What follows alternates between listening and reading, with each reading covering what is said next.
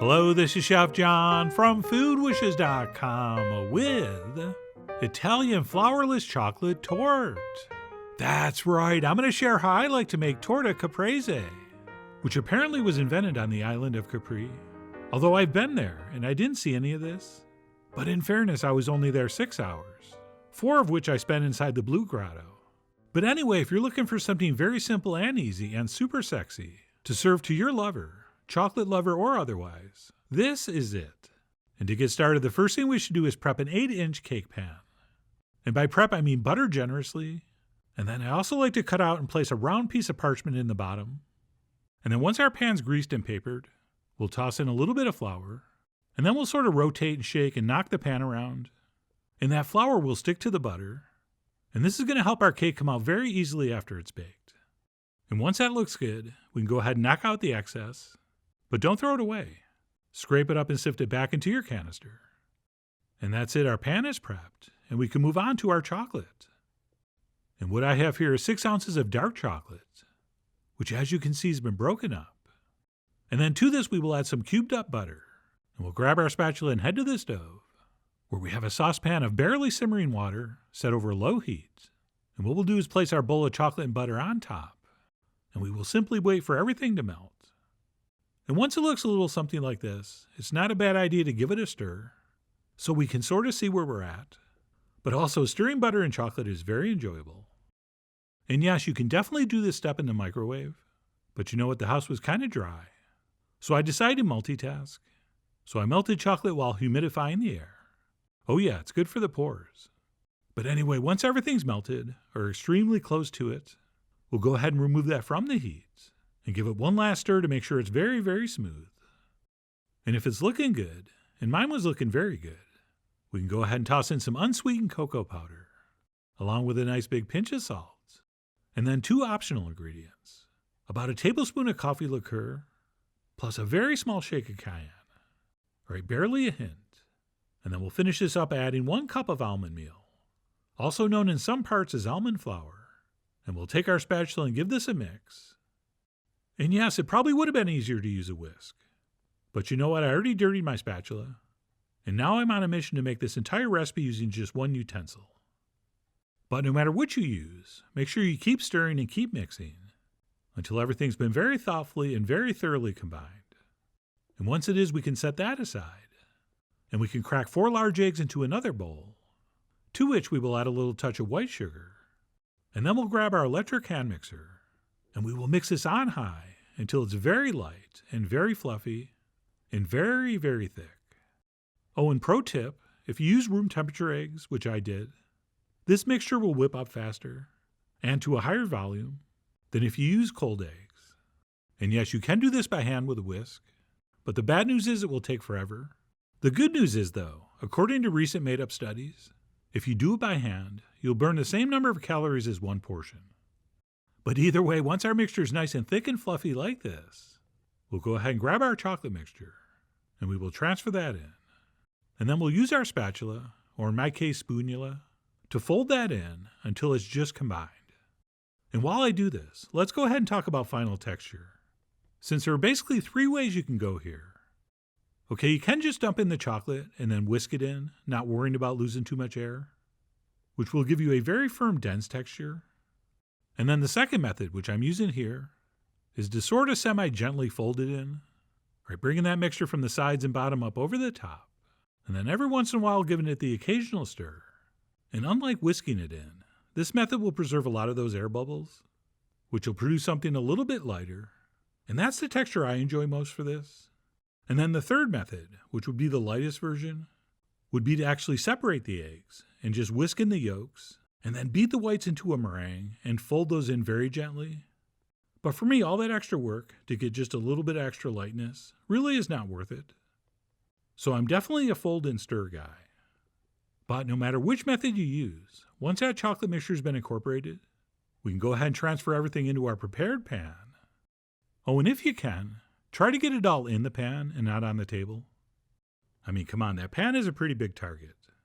And I have no idea why I was trying to transfer it in from like 2 feet away. But anyway, once that's been transferred in, we'll go ahead and give that the old tappa. just to bring those few larger bubbles up to the surface, which can cause holes. And that's it. We can now transfer this into the center of a 350-degree oven for about 25 to 30 minutes, or until it looks like this. And this appears to have cooked long enough, but it's a little tricky with flourless cakes to tell by looking or touching. So what we'll do is test with a wooden skewer near the center, which won't come out completely clean, but almost clean. Okay, a little chocolate smudge is fine, but if it's covered with what looks like raw batter, put it back in. But this was perfect. And if it is, what we'll do is let it cool in the pan for 30 minutes, during which time it's definitely going to sink down a little bit, but that's normal and fine. And at any point while we're waiting, we can take a thin knife and go around the outside, around the outside, around the outside, just to make sure our torte is not sticking to the pan. And then once that has cooled for about 30 minutes, I'm going to place a round piece of parchment on top, and then place a plate over that, and we will flip that over. And because we professionally prepped the pan, this is going to slide right out with no effort, revealing a perfectly smooth surface. Or what also could happen is it sticks, and you have to bang it a few times, and it comes out without a perfectly smooth surface. Okay, so both those things can happen, and often do.